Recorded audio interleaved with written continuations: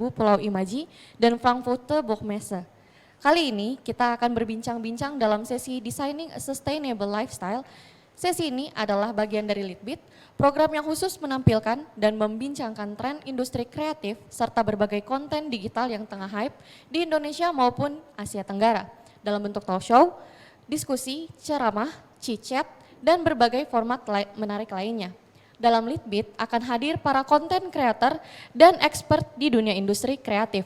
Saya akan memanggil moderator kita yang akan memandu diskusi hari ini yaitu Kak Dia Sensuk.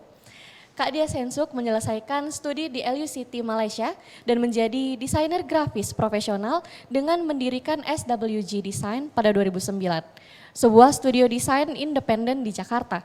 Ia juga memiliki beberapa proyek lain di bidang kuliner dan publikasi, menjadi mentor di bagian desain dan aktif di beberapa institusi.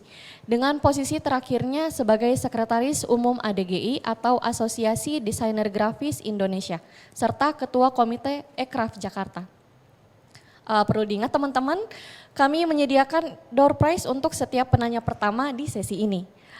Untuk Kak Dia Sensuk, waktu dan tempat kami persilahkan.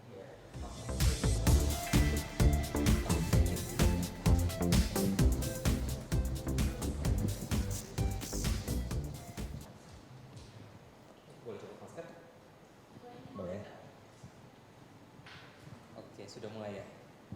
Halo, selamat siang semuanya, teman-teman yang hadir secara online juga. Perkenalkan, nama saya Dia Sensuk, senang sekali dapat bergabung dalam sesi ini, sesi yang kita namakan Designing a Sustainable Lifestyle. Bersama saya sudah hadir Mas Rahmat Indrani, kita manggilnya Kibo.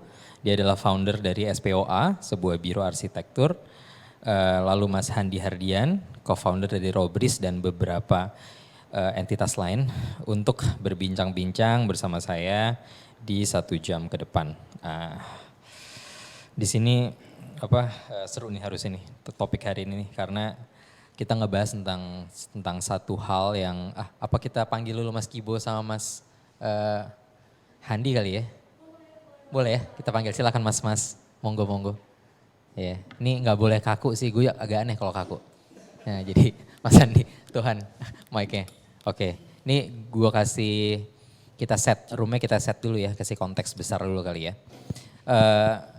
Di sini kalau misalnya kita ngacu ke cue card, karena kita udah diskusi ini panjang dari tim kurator dan tim Jakten juga. Intinya adalah ada begitu banyak aktivitas manusia hari ini yang berdampak sangat buruk pada keberlangsungan lingkungan hidup, terutama berbagai aktivitas yang berkaitan dengan dunia desain dan berbagai turunannya. Seringkali para desainer seperti arsitek atau planologi atau desainer secara luas mengabaikan bagaimana hasil karya mereka diwujudkan tanpa mempertimbangkan konsekuensi pada lingkungan sekitar, baik itu manusia ataupun alam ya. Jadi untuk mengantisipasi hal tersebut, desainer perlu memiliki kesadaran yang lebih serta komitmen yang selaras dengan upaya-upaya sektor kehidupan lain dalam tentunya menyelamatkan bumi kita lah ya. Dalam sesi ini kita juga akan berdiskusi sama teman-teman di samping saya mengenai hubungan kerja desain dengan lingkungan hidup dan apa sih tawaran-tawaran, upaya-upaya yang bisa dikasih nih sama praktisi atau siapapun yang berkecimpung di dunia desain dalam ekosistem kita menjadi lebih sehat kali ya. Nah sebelumnya mau kenalin dulu Mas dari sudut biru ya. Sudutnya hitam semua nih, kita bajunya selalu hitam gitu. Oh putih, oke. Mas Rahmat Indrani, Mas Kibo. Mas Kibo orang yang sangat spesial. Seorang bapak sebenarnya, dia orang biasa aja dia. Ini bapak-bapak, lahirnya di Jambi 89, lulus arsitektur di Institut Teknologi Nasional Bandung. Mulai karir, nanti koreksi ya Bu kalau salah atau kalau soto ini. Ya mulai karir di arsitektur, bekerja di biro juara-juara sama almarhum Pak Ju sampai 2016. Berbagai kompetisi udah dimenangkan juga, tapi sekarang ia fokus di SPOA di 2016 dan mungkin yang paling krusial di tahun-tahun terakhir adalah menginisiasi ya satu program besar yang namanya Redu House di tahun 2017. Berarti udah hampir 5 tahun nih Bu, betul ya?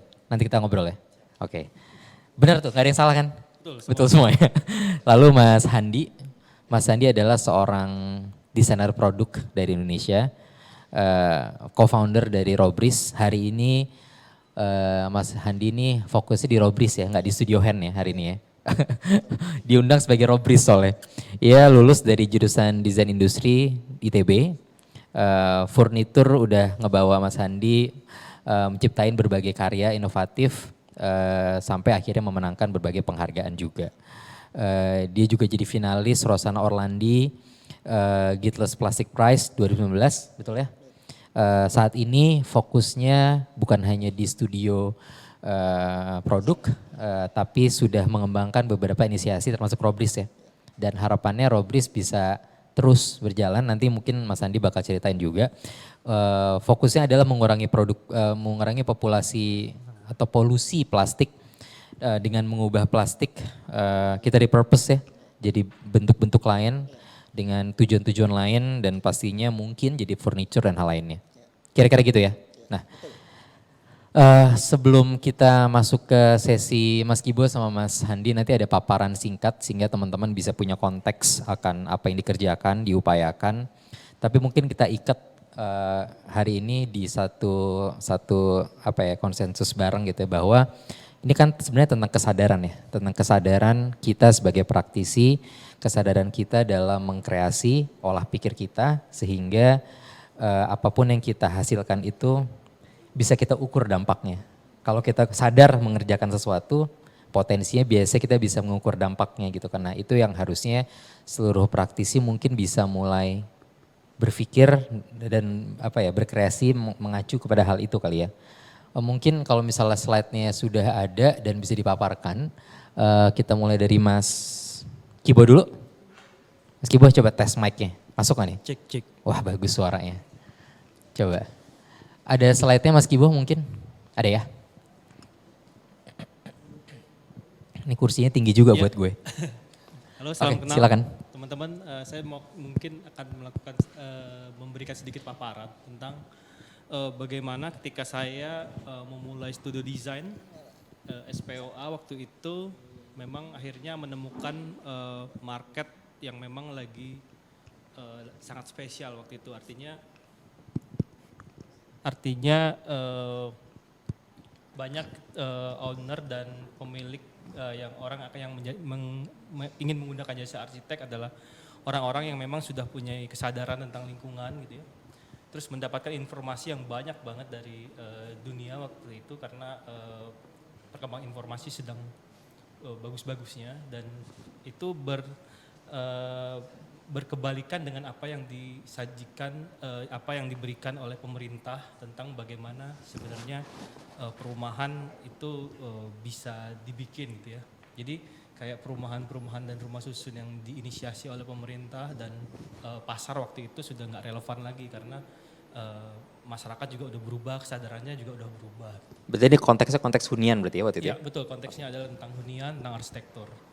Lalu next. Akhirnya dengan kesadaran itu saya membuat sebuah rumusan bagaimana sebenarnya melihat sebuah revolusi yang sebenarnya di hari ini kita kan berada pada revolusi data sebenarnya ya. Tapi ada perbedaan yang cukup signifikan antara kita dan negara maju. Kita di negara berkembang ada batas-batasan tapi juga ada potensi yang sebenarnya bisa dimanfaatkan untuk mengelola sebuah kesadaran itu gitu ya. Kalau di negara berkembang mereka menggunakan teknik prefabrikasi karena memang tukang-tukangnya sudah sangat terbatas dan mahal gitu ya. Tapi ternyata di negara berkembang tukang-tukang masih bisa dibayar dengan harga yang terjangkau. Tapi yang satu hal yang bisa kita miliki adalah kita bisa memiliki pengetahuan yang sama dengan negara maju gitu ya. Jadi saya coba mendevelop bagaimana membuat si pengetahuan di negara maju itu bisa digunakan dengan tukang-tukang lokal gitu. Jadi kita bisa banyak juga dengan logika itu bisa membuat sebuah rumusan material yang jauh lebih efisien. Gitu. Next. Lalu juga saya di sini menitik beratkan kepada sebuah keyword reduksi gitu ya dan sebuah tanggung jawab itu responsible. Bagaimana sebenarnya mengajak sebuah elemen dalam pembentukan sebuah rumah itu untuk bisa sama-sama melakukan namanya kesadaran reduktif supaya dalam membuat sebuah hunian itu enggak cuman dari sisi konstruksinya aja yang direduksi tapi juga dari klien sendiri atau dari arsiteknya sendiri juga secara holistik melakukan kesadaran itu gitu ya. Lalu next. Jadi saya coba mengajak klien-klien dan pemilik rumah itu untuk melihat sebuah cara membangun rumah dengan lebih sustainable. Jadi mengikuti pola-pola material yang ada di pasaran. Sehingga dengan pola-pola dan logika itu kita bisa membuat bangunan yang jauh lebih efisien dan dapat menggunakan material yang jauh lebih sedikit gitu ya. Jadi titik beratnya adalah sisi reduktifnya, tapi berkembang lebih jauh tentang bagaimana mereduksi hal-hal lain, bukan cuma tentang konstruksi tadi seperti saya bilang, bahwa bagaimana mengajak klien supaya bisa membuat sebuah program-program ruang yang jauh lebih sedikit gitu ya, membuat justru footprintnya juga jauh sedikit, jadi dan pemilihan-pemilihan material dan pemilihan-pemilihan metode konstruksi yang jauh lebih sustainable, artinya menggunakan energi yang jauh lebih sedikit. Next. Akhirnya itu dapat diwujudkan dengan sebuah cara pandang estetika baru yang bukan dengan mencari-cari sebuah estetika dari cara dekoratif, tapi bagaimana melihat sebuah estetika dari elemen-elemen yang sedikit. Dari bagaimana memaksimalkan material-material yang memang bisa dimanfaatkan untuk pencarian sebuah estetika baru gitu ya. Dari komponen-komponen yang bisa secara jujur untuk ditampilkan gitu. Next. Jadi secara dimensi juga ya dengan cara tadi dimensi yang direduksi tadi, jangan-jangan punya kesempatan buat melangkah lebih jauh tentang estetika baru. Estetika yang nggak melihat melulu tentang bagaimana material itu semahal apa atau sebesar apa, sehebat apa gitu, tapi melihat hal-hal yang esensial tentang rumah, tentang bagaimana mengkomposisi material-material yang sedikit tadi menjadi sebuah komposisi yang enak, komposisi yang bisa menyentuh hati kita secara estetika dan memberikan sebuah pemahaman baru tentang estetika baru gitu ya. Next, ini beberapa rumah-rumah yang menggunakan metode itu, metode yang menghindari sebuah material yang enggak efisien tapi justru bisa menciptakan sebuah estetika yang bisa dinikmati lebih jauh lagi, lebih dalam lagi. Gitu. Melihat kembali material-material bekas, material-material yang mungkin bisa dilihat potensinya tanpa melalui banyak proses yang menghabiskan energi. Juga ukuran-ukuran yang paling penting, karena ukuran-ukuran itu akhirnya memang agak sedikit lebih kecil gitu ya daripada yang memang lebih generik di masyarakat kita gitu ya, yang biasanya pengen rumah yang tinggi-tinggi, gede-gede gitu ya. Tapi ini justru mendorong kepada hal-hal yang sedikit, yang cukup gitu. Next. Ya. Ini yang terakhir ternyata. Begitu Mas Des. Oke. Kenceng banget suaranya. Dipersingkat. Kaget kita. Suara saya kenceng banget. Thank you Mas Kibo. Berarti nanti ada beberapa pertanyaan sih Bu terkait sama Redu gitu ya. SPOA dan Redu, mungkin di konteks ini kita ngomongin tentang Redu ya. Tentang Redu House. Berarti kan kalau katanya Redu berarti kan banyak hal yang direduksi ya. Betul Mas. Ada atau reduce ya berarti ya. Betul. Kita nge-reduce material, kita nge-reduce time, kita nge-reduce labor, kita nge-reduce cost, kita nge-reduce, banyak yang di-reduce akhirnya. Banyak hal sebenarnya. Tapi yang tidak di-reduce adalah tampilan, estetika, kenyamanan, rasa cukupnya, dan pengalaman ruang akan sebuah hunian tuh tidak di-reduce berarti ya? Betul. Oke. Jadi justru kita coba mencari hal-hal tadi itu dari bagaimana kita mereduce banyak tadi, energi tadi. Gitu. Challenge-nya berarti gimana dengan nge-reduce hal-hal yang tadi, tapi tanpa mereduce hal-hal yang esensial sebagai manusianya ya? Tapi juga jangan-jangan ada peluang lain dari kita mereduce itu, jangan bisa menampilkan hal yang baru justru. Gitu ya. Iya menarik, oke. Kita stop di situ ya, nanti kita diskusi ya. Ya, Mas. Mas Handi, sepertinya pengamat nih hari ini, jadi di tengah. Mas Handi dari Robris dan Studio Hand hari ini menarik banget karena Robris ini udah nyentuh banyak tempat, mungkin teman-teman yang nonton, yang hadir sudah pernah merasakan pengalaman duduk langsung atau menggunakan produknya tapi tanpa sadar itu dibuat dari apa, dengan melalui proses apa, dan siapa yang menginisiasikan. Nah ini orangnya sebenarnya. Ada Mike apa? Oh oke, agak dekat. Nanti pakai mic saya aja. Aman, aman. Aman ya, oke. Oke, ada slide-nya Mas Andi ya? Aman, oke. Aman, langsung ke slide 2 aja. Langsung ke slide 2. Ya. Beautify. Oke. Nah, perkenalkan saya Handi ya, saya dari Robris. Robris itu adalah manufacturer yang memproduksi produk-produk berbahan dasar recycle plastik ya.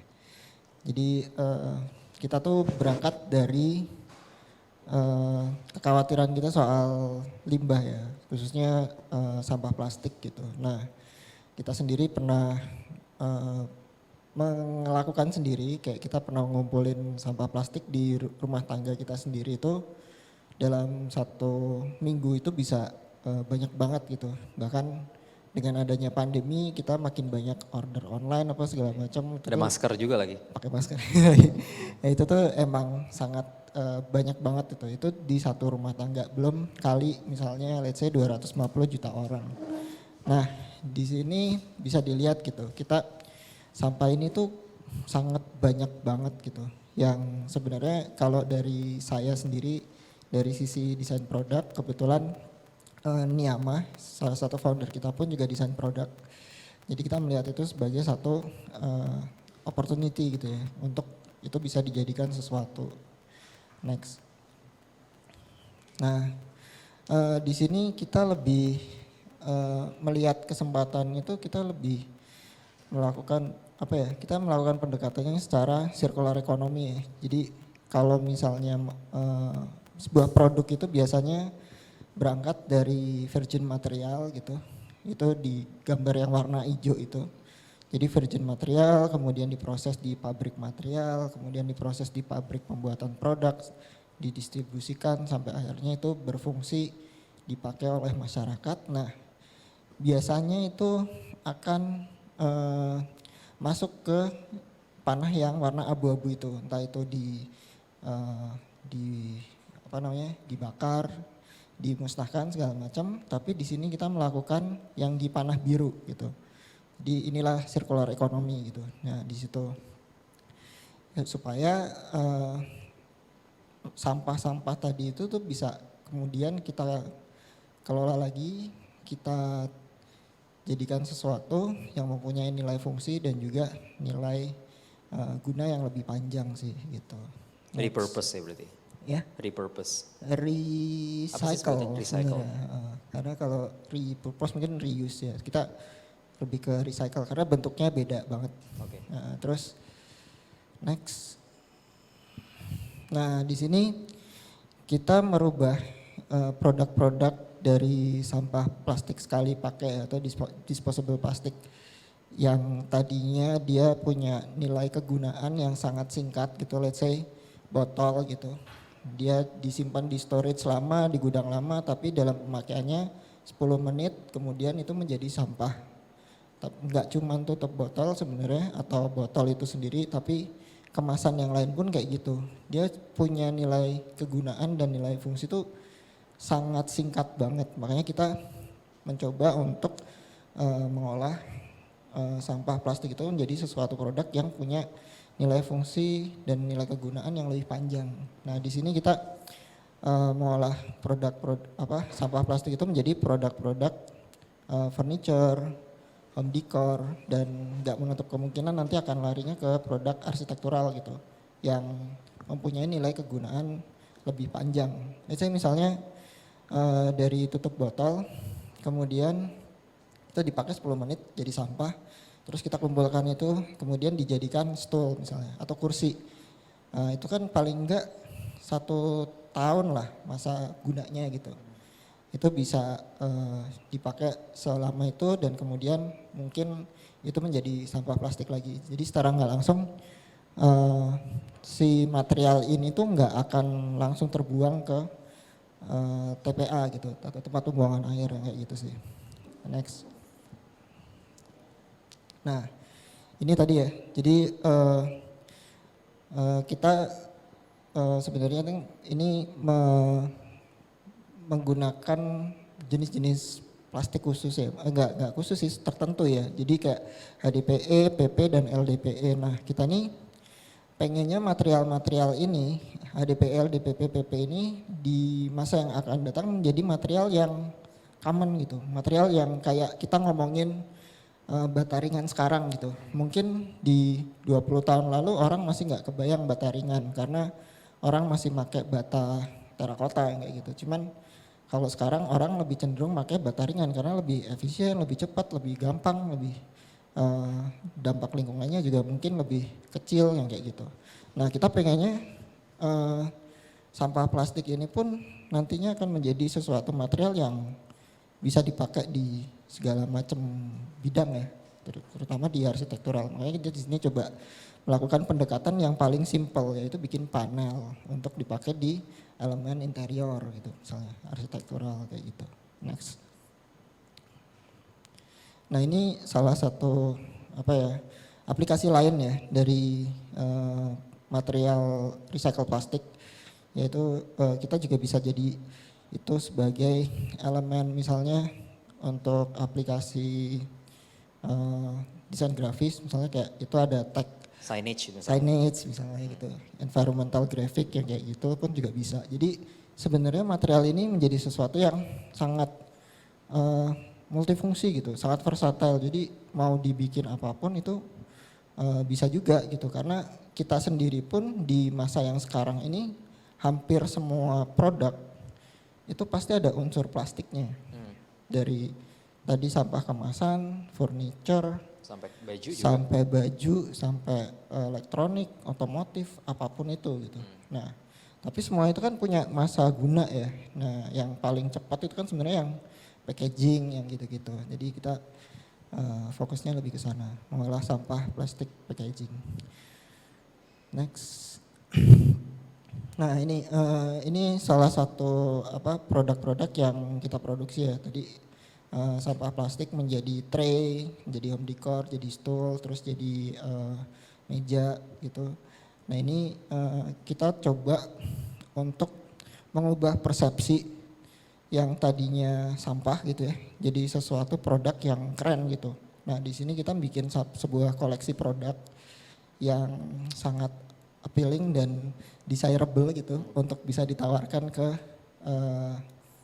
anak muda lah bisa dibilang, karena yang mungkin yang make ini kita lebih lihatnya ke yang akan datang gitu ya daripada Ini ilmu desain produknya baru kepake nih. jadi ini Kalau tadi kan raw material ya. raw material. Jadi benar-benar kita mikirin sampai gimana caranya sih ngubah persepsi orang tuh soal yang tadinya kayak sampah plastik gitu, apaan sih gitu, mungkin beracun atau apa, tapi enggak gitu. Ternyata setelah kita kemas itu menjadi sebuah produk, itu menjadi sesuatu yang keren, yang desirable, yang anak muda mau pakai dan mereka bangga gitu dan bisa menceritakan kalau ini adalah sebuah produk yang ikut atau berkontribusi untuk mengurangi sampah plastik yang ada di ini ya, di daratan lah bisa dibilang, sebelum itu ke TPA gitu. Next. Nah, kalau bisa dibandingkan kan di sini kan kita melakukan pendekatan desainnya kan lebih advance ya, karena kita nggak mau sampah plastik itu menjadi sesuatu yang persepsinya masih cheap gitu. Yeah. Kalau dilihat di sini ada perbandingan antara produk yang sudah kita proses dengan baik, dengan pendekatan desain yang benar gitu, dan satu lagi dengan pendekatan yang mungkin bisa dibilang sangat sederhana. Tas yang sebelah kiri gitu kan bisa dilihat di situ emang yaitu upcycle, itu juga mengurangi sampah gitu, tapi secara estetika dan juga secara tadi ya penyerapan pasarnya mungkin orang jadi nggak mau pakai karena di situ masih ada logo Sunlight. brand kapal api, Sunlight, atau mungkin apa Rinso gitu ya kayak gitu. Nah itu tuh kita nggak mau yang kayak gitu. Jadi kita mau ubah itu menjadi satu persepsi yang bagus dan kemudian itu bisa dibanggakan juga gitu sama orang-orang yang kayak gitu. Makanya kita coba itu untuk jadi sebuah tas mungkin yang secara nilainya pun akan beda gitu. Orang lihat dengan tas yang sebelah kiri mungkin 50.000, tapi kalau misalnya kita desain dengan baik, terus kita coba untuk presentasikan itu dengan baik, itu akan menjadi 500.000 gitu. Dan secara value pun itu sangat tinggi ya kayak gitu sih. Next. Nah, contohnya seperti ini ya. Ini beberapa produk yang atau inovasi-inovasi dengan pendekatan desain yang kita coba terapkan di produk kita gitu. Jadi dalam mendesain produk dengan material recycle plastik pun kita sebenarnya melakukan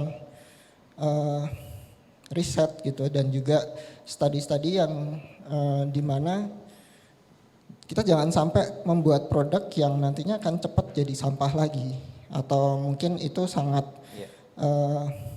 boros secara energi, secara distribusi, dan juga kalau kita ngomongin sekarang mungkin ada carbon debt ya, carbon footprint debt itu ya. Jadi kita coba membuat produk itu sesimpel mungkin, Minim jejak lah ya. minim jejak, dan secara distribusi pun sangat rendah gitu. Jadi kita bikin produk-produk yang bisa dibilang namanya flat pack, terus habis itu gampang untuk dirakit, terus dia punya durability yang cukup kuat, jadi itu nggak akan cepat balik jadi sampah lagi gitu. Next. Nah ini juga ada beberapa project yang akhirnya ikut serta yang mempunyai visi yang sama ya dengan kita untuk diterapkan di project-projectnya. Salah satunya ternyata projectnya Mas Kibo nih ternyata.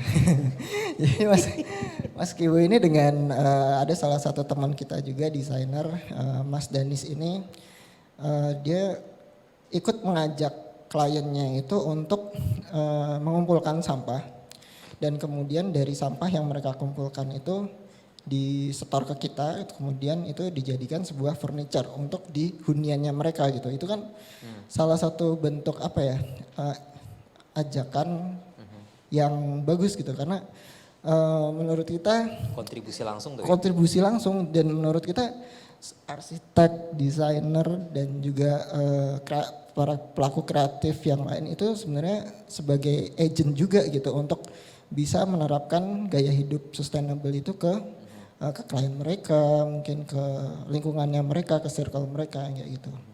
Nah, yang di tengah ini proyek kolaborasi kita dengan sebuah brand kopi di Surabaya ya.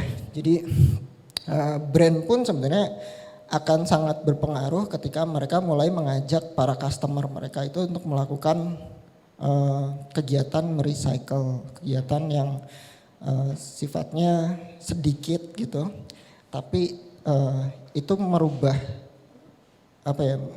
secara tidak langsung tuh merubah persepsi kita terhadap si sampah plastik itu sendiri. Jadi di Surabaya ini kita ada kerjasama, kita mengumpulkan cup kopi mereka untuk kemudian kita olah menjadi furniture yang kemudian dipakai di toko-toko mereka kayak gitu. Nah, kalau di Jakarta sekarang baru-baru ini kita juga ada kolaborasi dengan brand kopi di Jakarta yang cukup gede juga di Jabodetabek gitu.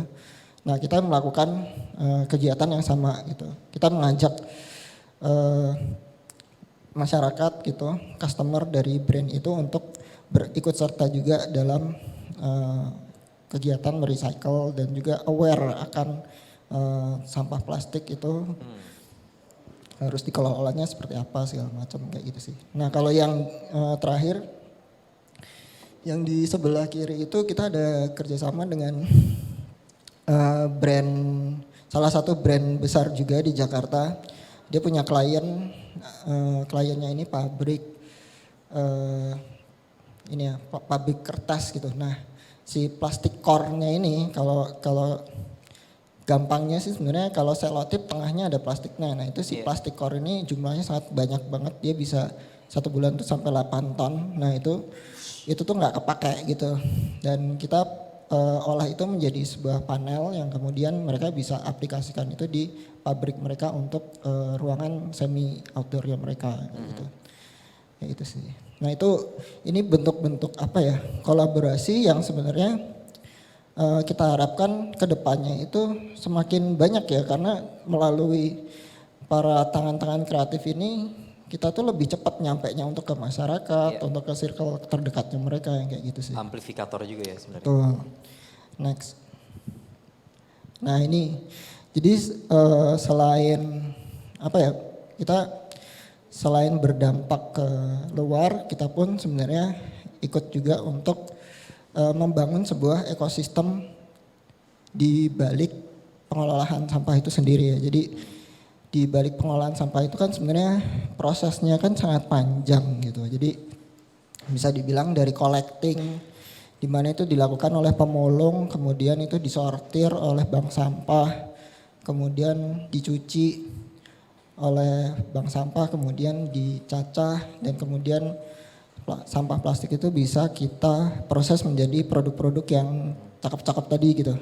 Nah itu kita pun ikut untuk apa ya istilahnya berkontribusi untuk membangun sebuah ekosistem yang baik ya. Jadi dari level pemulung sampai level bank sampah pun kita coba untuk terus berkolaborasi dengan mereka, bagaimana sih cara memilah sampah yang baik, sampah yang low value itu harus diapain, yang high value itu harus diapain, yang kayak gitu-gitu. Jadi secara nggak langsung kita membangun sebuah ekosistem di mana dari collecting sampai kita akhirnya lempar ke konsumen itu bisa apa ya bekerja sama dengan baik, yang kayak gitu sih. Nah kita sendiri dari 2018 ya Robris itu ya, kita sendiri dari 2018 itu sudah merecycle lebih dari 30 ton. Sebenarnya ini 30 ton data tahun 2021 ya. Udah lebih berarti sekarang? Iya udah lebih dari 40 ton mungkin, karena konsumsi sampah plastik kita itu per bulan hampir 2 ton yang kayak gitu. Nah terus kalau dikonversi jadi rupiah, yang dihasilkan dari produk-produk kita pun secara bisnis itu juga ternyata lumayan bagus ya, karena kita bisa bilang kita udah bisa menghasilkan sekitar 2M lebih lah dari situ. Dari sampah ya? Dari sampah plastik yang kita convert menjadi produk. Nah di situ pun kita udah mengolah sampah khususnya tadi ya HDPE, PPL, DPE itu udah hampir berapa berarti sekitar itu 100 juta tutup botol gitu loh. Itu kayak ya itulah gitu. Makanya sampah ini sangat banyak sekali, bahkan kita di tahun depan kita mentargetkan untuk mengalilimakan dari apa yang kita konsumsi sekarang gitu. Iya. Gitu, next. Menarik. Ya, jadi selain apa ya, selain tadi ya, maksudnya kita mencoba membangun ekosistem di dalam negeri, kita pun juga membangun kolaborasi dengan partner-partner kita yang ada di luar gitu. Jadi kayak ini contohnya dengan Pegigu ya, waktu itu kita ada kolaborasi dengan Space Available, di mana si Dan Michel ini ya tadinya sebagai creative director di Potato Head, sebut merek nih. Nggak apa-apa, kawan juga. Ya, terus sekarang kita kerjasama dengan dia untuk mengamplify sebuah gerakan merecycle plastik ini menjadi sebuah gerakan yang lebih mendunia kayak gitu sih. Next. Nah ini tim di belakang Robris ya, jadi kita sekarang timnya kurang lebih 20 orang gitu. Jadi 12 orang di produksi gitu. Ada 2 orang yang sangat loyal karena mas-mas produksi ini adalah istilahnya ini mesinnya ya gitu. Jadi kayak mereka ini sangat tangguh gitu, dan mereka juga nggak gentar gitu untuk meyakini bahwa merecycle apa yang mereka lakukan sekarang dengan merecycle plastik ini punya dampak yang sangat besar gitu, kayak gitu sih. Nah untuk kita waktu itu mulai dari berdua, Niam sama Tita, akhirnya tambah saya nih bertiga gitu. Dan sekarang kita ada 8 orang di bagian manajemennya kayak gitu. Jadi tahun depan semoga bisa lebih banyak lagi yang Amin. ikut berkontribusi lah supaya impactnya juga lebih gede ya gitu. Iya. Udah gitu sih kayaknya ini slide terakhir deh. Oke, thank you for believing our vision and starting sustainable living from our home. Siap. Mantap. Oke. Thank you Mas Gitu ya. Andi. Thank you. Kita sekarang bakal kita diskusi nih ya berarti ya sekarang ya. Kita ada setengah jam persis untuk kita diskusi. Pertanyaannya sebenarnya kekhawatiran apa sih sebenarnya? Kalau misalnya kita berangkat dari situ dulu deh. Challenge kali ya. Sebuah inisiasi seperti Redu, kalau misalnya orang nggak punya akses langsung ke Kibo atau nggak pernah punya pengalaman langsung ke ruang-ruang Redu House, mungkin akan punya potensi persepsi ke Redu House itu berbeda dengan apa yang Kibo harusnya mereka pahami lah, apa yang harusnya Kibo perjuangin gitu ya di Redu House. Sama kayak Robris gitu misalnya, orang mungkin karena take it for granted juga gitu ya, apa yang mereka lihat mereka pakai, mereka hanya berpikir bahwa itu adalah misalnya meja ini gitu kan, anggaplah top table-nya bukan HPL gitu, top table-nya misalnya dari satu platnya Robris gitu.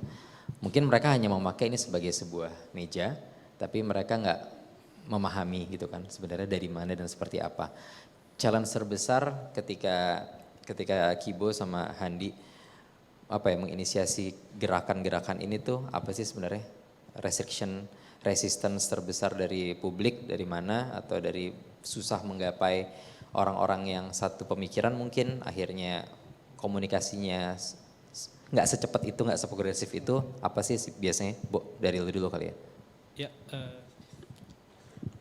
kalau dari gue sih mungkin gini Mas, gue merasa cara paling efektif buat berkomunikasi dengan orang yang berbeda itu adalah dengan perspektif ekonomi sebenarnya. Oke. Kalau kita berbicara tentang uang, budget itu kan sebenarnya semua orang pasti bisa tahu gitu ya, mengerti. Dibandingkan dengan saya misalnya berbicara tentang arsitektur tapi Teknis mereka gitu ya. teknis gitu ya. Nah, di inisiasi kita juga begitu gitu ya. Sulit banget meyakinkan orang dan klien tuh buat bisa tinggal di rumah yang mengikuti modul Redu House. Misalnya tinggi plafon yang cuma 2,4. Iya. Karena ada pemikiran generik mereka adalah wah rumah itu harus 3 meter dong. Ceilingnya. 4 meter, 5 meter gitu ya. Padahal itu memakan banyak banget material yang gak efisien sebenarnya. Oke. Dari situ sebenarnya kita bisa banyak banget bisa menghemat gitu ya. Jadi memang Redu House konsisten dengan tinggi plafon segitu dengan material baja sehingga mendorong untuk bisa mereduksi material-material lain jauh lebih banyak. Nah, memang Berarti ada sisi pengorbanan dari si klien juga sebenarnya. betul, tapi juga itu nggak mudah sebenarnya. Sebenarnya kan kalau mereka nggak pernah merasakan ruang dengan 2,4 itu mereka nggak paham kan, karena mengingatnya adalah angka gitu ya. Iya. Tapi yang mereka bisa pahami adalah tentang budget gitu ya. Bahwa saya juga akhirnya mengukur secara detail bagaimana perbedaan antara budget yang 2,4 sama yang mereka pengen 3 atau 5 gitu ya. Dengan cara seperti itu sebenarnya mereka bisa memahami akhirnya. Oke. Dengan segini loh dengan detail gitu. Kadang-kadang kan arsitek karena memang nggak bersentuhan langsung dengan biaya, dengan lapangan gitu, jadi nggak bisa menghitung secara presisi. Kalau gue mencoba metode yang bisa menghitung secara presisi supaya mereka jadi paham secara ekonomi mereka bisa menghemat berapa sih dengan gitu. Oke. Jadi dengan bahasa ekonomi itu jauh lebih mudah akhirnya buat mengedukasi mereka. Selain memang harus mengajak mereka langsung ke lapangan, melihat bagaimana ruang 2,4 itu sebenarnya merupakan ruang yang proporsinya sangat enak gitu. Bahkan lebih intim gitu ya. Ini di Jepang, di negara-negara maju, plafon rendah itu merupakan hal yang biasa karena keterbatasan. Mereka paham banget kalau misalnya membangun dengan plafon yang lebih tinggi itu akan konsekuensi biayanya akan lebih tinggi. Oke. Karena nggak mudah di negara maju buat mewujudkan sebuah bangunan gitu ya. Di negara kita mungkin lebih enak. Kita punya budget, kita punya uang buat plafon lebih tinggi gitu ya. Tapi pemikiran justru saya balik gitu ya. Ada sebuah kesadaran yang memang pengen dibuat deal sama klien buat kita berpikir lebih jauh tentang efisiensi dan sustainabilitas gitu. Jadi secara ekonomi juga mereka diedukasi, tapi juga ada value tentang penghematan material, tentang kebijaksanaan material yang coba dibawa sama buat klien gitu. Oke. Nah, Kira-kira seperti itu. tentang kesadaran kolektif antara perancang dan apa ya, dan pemakai jasanya gitu ya, klien gitu ya. Mereka kan yang langsung beririsan dengan Redu itu, mereka secara langsung memahami bahwa pemakaian material mereka akan selalu dalam tanda kutip kembar dengan klien-klien yang sudah pernah ada sebelumnya di Redu House gitu kan. Pemakaian akan baja, Ya. bata merah, lalu kayu, Betul. kaca besar, modul-modul besar, dan siling rendah itu kan akhirnya menjadi bagian-bagian yang nggak lepas dari Redu House ya. Ya, Nah, betul. mereka menyikapi akan satu apa ya, konteks ini gimana, bahwa berarti kita hanya akan memakai bahan yang ini terus sama, kan mereka sebenarnya belum tentu paham akan meredus material itu. Betul. Mereka hanya tahu saya nggak mau sama dengan yang lain gitu. Ya. Tapi akhirnya Kibo apakah masuk di konteks tentang reduce materialnya itu, jadi karena reduce material kita jadi ngereduce labor, akhirnya ngereduce cost, atau cara komunikasinya gimana akhir? Ya, itu salah satunya tentang hal-hal yang tentang reduksi tadi ya. Tapi juga kita meyakinkan klien bagaimana sebenarnya suatu hal yang unik di setiap rumah itu bisa beda-beda, tergantung bagaimana kita melihat konteks gitu ya. Oke. Jadi konteks yang paling mengikat dari setiap site, setiap rumah itu adalah tentang lokasi. Tentang bagaimana rumah itu menghadap apa, barat, selatan atau utara gitu, tentang bagaimana angin lewat di situ dan semua konteks yang akhirnya mempengaruhi itu. Nah, kenapa akhirnya Redu House banyak yang memang berubah-ubah bentuknya juga karena itu tadi bagaimana kita menyikapi alam tadi, itu yang nggak bisa dirubah. Karena posisi rumah di tiap tempat itu beda-beda banget gitu. Jadi yang membuat bangunan unik itu justru karena perbedaan dari tempat itu sendiri dan mungkin ada sedikit yang memang dari klien sendiri ada keinginan-keinginan yang mungkin berbeda, tapi dalam sebuah benang merah yang sama gitu ya, tentang metode, tentang pemakaian material, tentang bagaimana kita mereduksi material-material itu jadi komposisi ruang yang bisa jauh beda-beda banget gitu. Oke, hal-hal itu nggak bisa dikompromi berarti ya? Iya. Itulah Redu House, yang nggak bisa ditawar tuh itunya ya? Betul, itunya, tapi hal-hal lain sebenarnya bisa kita kembangkan bareng klien gitu ya. Oke, thank you Bu. Ke Handi dulu Han. Gimana nih Han? Tentang kesadaran kolektif ya berarti kan? Dan gimana cara mengkomunikasikan itu dari 2018 sampai sekarang, apakah lebih mudah atau malah sama aja masih sulit juga gitu? Ya sebenarnya tadi ya merubah persepsi untuk bagi para customer atau mungkin market dari sampah plastik menjadi sesuatu yang bisa dibilang valuable kayak gitu. Itu lumayan susah sih. Tadi juga disebut, Lumayan susah atau susah banget nih? Lumayan susah ya? banget ya. ini kalau ngomongin susah sebenarnya lebih susah ngomongin soal budget sebenarnya. Balik lagi sama sih sebenarnya. Jadi dari sisi ekonomi memang recycle material ini akan lebih mahal daripada yang virgin material. Karena atau proses berarti kan? masalah atau dari industrial material yang kayak gitu. Karena dari proses yang tadi dijelasin kan kita sebenarnya lebih sirkular ya, di mana kita ini melakukan kegiatan recycling, bukan upcycling gitu. Jadi kalau recycling itu dia lebih, kita harus memproses itu menjadi raw material, jadi post consumer good ini menjadi raw material lagi, terus raw material ini kita proses lagi menjadi bentuk baru yang kayak gitu. Jadi ada proses di mana, proses tambahan di mana itu nggak dilakukan sama virgin material. Jadi proses-proses linear ini kita balikin lagi supaya itu menjadi sirkular. Nah itu hal-hal yang sebenarnya kita harus coba untuk merubah persepsi itu atau mengedukasi masyarakat akan adanya proses itu. Jadi sebenarnya hampir sama ya kayak proses desain mungkin ya, karena proses desain itu kan seringkali diabaikan ya, kayak itu tuh sesuatu yang intangible terus orang merasa kayak ya itu udah include di produknya kayak gitu. Nah itu sih sebenarnya yang agak susah.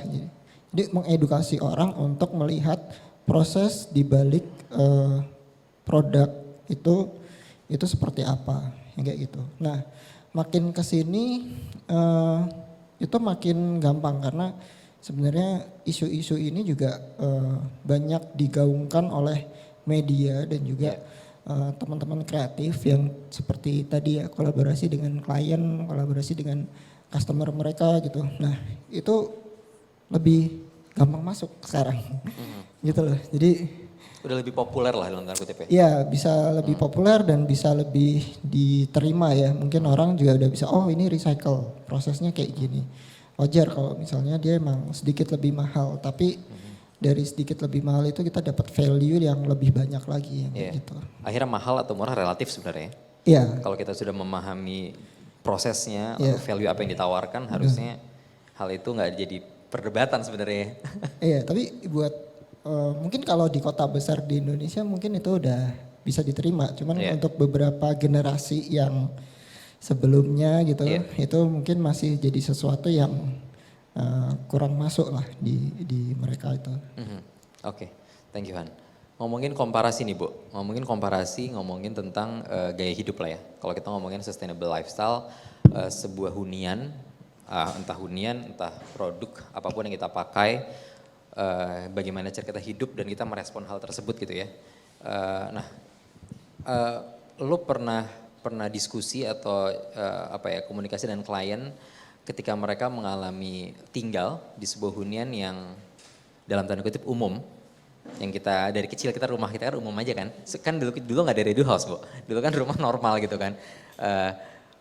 Seperti apa sih sebenarnya secara komparasi pengalaman-pengalaman apa yang mereka ceritakan ke lo terhadap sebuah redo house itu? Mungkin ada yang udah tinggal selama 2 atau 3 tahun atau seperti apa? Ada pembeda langsung nggak sih sehingga menurut lo yang muda atau yang nanti nonton atau apa sepertinya mungkin bisa mempertimbangkan akan hal yang seperti ini gitu kan. Kalau mereka akan purchase their first house, mereka akan make investment untuk rumah atau keluarga pertama mereka. Kenapa ini harus jadi pertimbangan mereka gitu? Menurut lo gimana? Bukan jualan tapi ya. Ya. Karena Kibo juga nggak jago jualan juga by the way. Ya, jadi mungkin jadi yang kita kan juga sebenarnya riset, artinya karena hubungan kita dengan klien cukup baik, akhirnya banyak yang klien juga ngasih masukan dan kita juga bertanya gitu ya. Dalam beberapa periode memang reduce yang paling tua kan mungkin umurnya sekitar 4 tahun sampai 5 tahun gitu ya. Yang paling lama itu memang akhirnya awal-awal buat mereka tinggal di ruang 2,4 itu suatu hal yang sulit karena biasanya rumahnya tinggi gede gitu ya. Yeah. Tapi ternyata dalam lambat laun gitu mereka akhirnya menyadari itu bukan sebuah problem yang utama gitu ya. Karena akhirnya manusia itu menyesuaikan gitu. Dan ternyata dialami selama 4 tahun dan beberapa tahun juga itu menjadi hal yang lumrah gitu. Oke. Itu yang pertama. Kedua adalah tentang bagaimana ruang-ruang yang akhirnya dihilangkan dalam sebuah rumah yang direduksi. Misalnya ruang tamu. Dan juga bagaimana kita menservis sebuah rumah. Buat rumah yang ukurannya kecil itu bagi mereka adalah hal yang sangat simpel banget buat membersihkan rumah. Karena generasi sekarang itu udah jarang banget pakai pembantu. Yeah. Rumah dengan rumah kecil itu buat maintenance memang jauh lebih mudah. Itu yang kedua gitu ya. Dan tadi tentang ruang-ruang yang hilang, tentang bagaimana akhirnya tadinya ada ruang tamu, tiba-tiba tamu harus dibawa ke ruang keluarga yang lebih private, diajak langsung makan di ruang makan. Pengalamannya beda langsung ya? Pengalamannya langsung beda. Tapi akhirnya mereka menemukan sebuah hal yang baru lagi gitu ya, bahwa untuk membawa orang ke rumah itu akhirnya juga jadi sebuah pertimbangan gitu ya, bagaimana dekat atau enggak gitu ya. Atau justru buat membawa orang ke bagian paling private mereka itu sebenarnya sebuah pilihan yang baik sebenarnya. Nggak harus melalui ruang tamu dulu. Jadi benar-benar akhirnya ruang tamu buat mereka memang benar-benar nggak perlu. Oke. Dan yang paling penting adalah pemakaian energi Mas. Jadi pemakaian energi yang biasanya pakai AC yang gede karena ruangnya gede gini, malah justru bisa nggak pakai AC atau pakai AC-nya kecil pas tidur doang gitu ya. Karena buat mendinginkan ruangan yang kecil itu energinya juga jauh lebih sedikit. Iya. Lalu yang terakhir, Berarti Redu juga menerapkan sistem di mana lahan dan bangunan itu punya porsi yang seimbang berarti ya? Bukan seimbang, tapi mungkin memperjuangkan untuk ruang yang tidak terbangun lebih banyak. Oke. Karena memperjuangkan bagaimana ruang yang terbangun itu jauh lebih sedikit sebenarnya. Akhirnya ruang luar itu jauh bisa dinikmati, mereka dalam kesehariannya banyak banget gitu. Itu sih, dan akhirnya juga ada sebuah lifestyle yang menarik itu di beberapa rumah. Bagaimana ketika saya mereduksi gudang, itu akhirnya menerapkan pola hidup baru yang nggak menumpuk barang. Kalau dulu kan beli taruh barang aja gitu kan, taruh aja. hoarder. Betul. Karena dari rumah reduce yang didesain itu kayak nggak bisa sembarangan naruh barang. Iya. Kalau naruh barang kayak udah nggak estetis lagi gitu ya. Jadi mereka menerapkan bagaimana barang yang keluar, mereka beli barang masuk ke rumah itu harus ada yang keluar. Jadi secara filosofi ruang itu harus dipenuhi dengan barang-barang yang juga sangat terbatas. Gitu. Iya. Berarti sebenarnya mereka juga punya rasa kebanggaan atau apa ya, karena mereka punya kesadaran ini yang berbagi kesadaran sama arsiteknya, dan mereka juga seakan-akan menjadi satu bagian dari kesadaran yang besar nih di antara klien-klien Redu lah. Akhirnya mereka, ya kan jadi seperti itu ya? Reduktif itu. Jadi sebenarnya mendidik mereka dan memberikan sebuah edukasi bahwa dalam menghadapi masa depan di depan sana nanti kesadaran reduktif adalah hal-hal yang paling bijaksana untuk keberlangsungan kehidupan ke depan. Gitu. Oke, kesadaran reduktif ya. Betul, karena kita nggak hanya memikirkan diri kita sendiri secara energi, tapi kehidupan yang jauh lebih luas. Bagaimana membagi porsi energi itu ke orang-orang dengan memposisikan diri untuk mengambil energi dengan sangat sedikit. Iya, oke. Wow, bagus banget. Han, kalau dari tadi tentang hunian. Nah, ini berarti tentang lebih besar lagi mungkin. Karena tentang gimana cara kita mulai sadar, bukan, karena nggak mungkin tiap orang bisa langsung jadi handi ya. Maksudnya dari cuma ngumpulin sampah, habis itu bingung sampah gue mau dibawa kemana gitu. Tapi mungkin sebuah kontribusi langsung yang tadi kita sempat bahas tuh, misalnya gue adalah seorang pemakai plastik di rumah gitu kan, dalam jumlah yang juga nggak mungkin sedikit, pasti juga besar gitu. Dengan sadar dan nggak sadar gitu ya. Akhirnya apa sih yang lo pengen dorong ke orang sehingga menjadi satu menjadi satu cult gitu, bahwa memang ini layak bukan cuma isu publik, tapi memang ini harusnya keren, memang ini akan menolong banyak sekali pihak gitu kan, termasuk diri kita sendiri atau gimana? Lo apa yang lo mau tentang hal itu? Sebenarnya kalau sekarang sih udah lebih banyak opsi ya, maksudnya dari teman-teman yang bergerak di ekopreneur pun sebenarnya banyak gitu yang mereka bikin startup untuk waste management yang kayak gitu. Jadi secara Kesadaran sudah mulai banyak ya. Kesadaran udah mulai banyak, tinggal gimana caranya tadi gitu. Kita kalau dari sisi arsitektur mungkin tadi ya membentuk habit itu dengan cara membuat program ruang yang kemudian memaksakan atau mengajarkan penghuninya itu untuk tadi dia lebih beradaptasi sama hal yang baru ya. Beradaptasi sama hal yang baru. Nah, kalau di kita mungkin bisa dibantu juga sama arsitek gitu untuk membuat satu habitat atau space atau lingkungan yang memang memfasilitasi hal-hal yang bisa mereduksi sampah. Misalnya ini juga ya, maksudnya kita nyambung juga nih. Jadi misalnya di satu rumah itu sudah dibuatkan cara pengelolaan atau penyortiran sampahnya misalnya. Nah itu kan secara nggak langsung bagi penghuni rumah pasti akan melakukan kegiatan itu gitu. Daripada itu dilakukan oleh pihak-pihak eksternal gitu loh. Nah dari hal-hal kecil itu sebenarnya itu sudah sangat membantu loh gitu. Jadi kayak kita memisahkan antara sampah plastik, sampah organik dan juga sampah kertas. Itu tuh sangat membantu banget karena sekarang banyak teman-teman di ekopreneur pun udah mulai punya fokus sendiri-sendiri. Banyak yang fokus di sampah kertas aja, sampah plastik aja, sampah minyak goreng misalnya. Sampai gitu. Dulu limbah-limbah apa CD dan VCD yang udah lama banget juga ada tuh ya. Iya ada gitu. Jadi dengan teknologi informasi yang sekarang seharusnya ya itu dimanfaatkan untuk mencari informasi-informasi yang lebih berguna ya. Contohnya kayak tadi nyari misalnya nih, kita mau buang sampah elektronik gitu. Kita cari informasi Google aja gitu. Pasti ada kok gitu. Teman-teman misalnya dari Octopus, Waste for Change atau mungkin Recosystem itu pasti mereka juga mau approach gitu loh. Karena mereka punya misi dan visi yang sama gitu. Dan kita dengan seperti itu kita secara nggak langsung membuat satu ekosistem yang membuat semuanya itu bisa kerja bareng gitu. Dan gue sih harusnya hal itu harus hal yang normal aja ya. Iya. Bukan harusnya yang berlebihan, tapi emang normalnya sebenarnya seperti ini gitu ya. Normalnya kayak gitu. Makanya tadi definisi rumah normal tadi itu pun sebenarnya yang kayak apa sih yang normal? Apa jangan-jangan kita dari lahir tuh udah faktor dari lingkungan kita udah nggak normal gitu. Ya kayak gitu. Nah itu aja sih sebenarnya mungkin lebih ke campaign, terus edukasi, terus informasi mungkin bisa dibantu teman-teman media juga ya untuk apa ya? Mengamplifikasi lah ya. Iya, mengamplifikasi hal-hal seperti ini supaya banyak masyarakat yang akhirnya jadi tahu apa yang harus mereka lakukan ketika mereka mempunyai masalah sampah di rumah mereka gitu, yang kayak gitu sih. Iya, karena banyak yang concern sebenarnya tapi nggak tahu apa yang mesti mereka lakukan sebenarnya. Itu agak bingung loh sebenarnya Han di situ Han. Iya makanya, ya itu kan harus didorong dari edukasi ya. Iya. Entah dari sekarang HP isinya informasi semua, masa nggak ada sih informasi itu yang masuk gitu kan, istilahnya lucu juga gitu. Terus ya anak-anak SD sekarang tuh, anak-anak SD yang TK sekarang tuh mereka di beberapa sekolah mereka udah diajarin juga cara mengolah sampah, terus cara merecycle, mungkin ada yang sampai ke sana tuh juga udah ada. Iya, kalau nggak salah juga sekarang udah ada sekitar 5 atau beberapa sekolah gitu yang didesain sama Pemprov itu kan, meng-tap in ke beberapa arsitek juga, ada Mas Yori, Mas Aang gitu kan. Terus di Associate juga mereka membuat sekolah yang ramah juga, ramah energi juga gitu kan, dan itu harusnya bagus sekali tuh ya. Iya. Dan emang mesti didorong dari hal sekecil itu sih sebenarnya, dan Betul. seawal itu gitu ya. Seawal itu.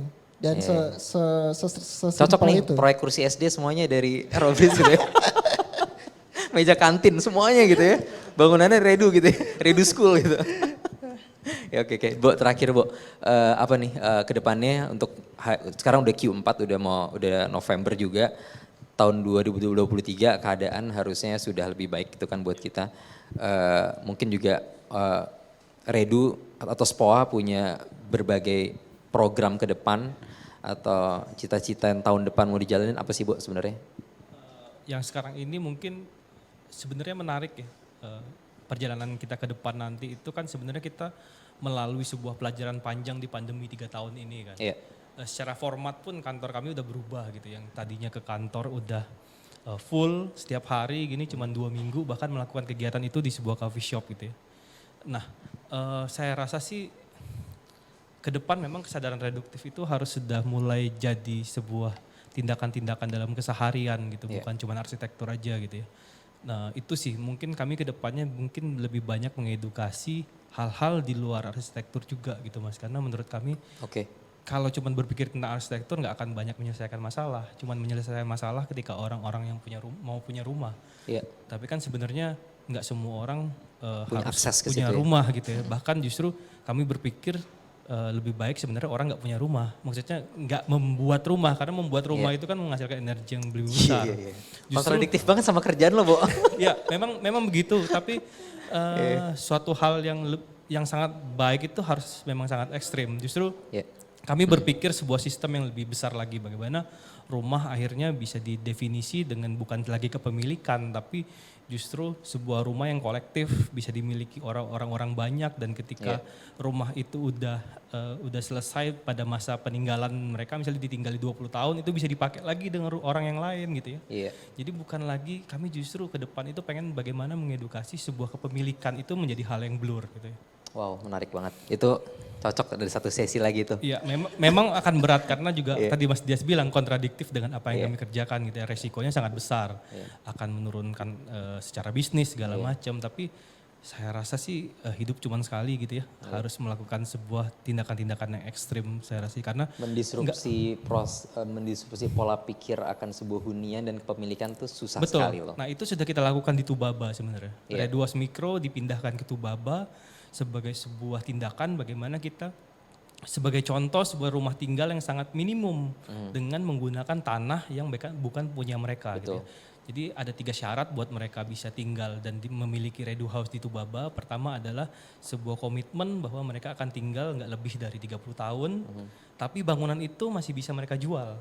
Jadi bukan tanahnya yang dijual justru, tanahnya jadi milik Pemda atau milik secara kolektif yang mereka bisa sewa, jadi mereka bisa lebih murah buat mendapatkan rumah.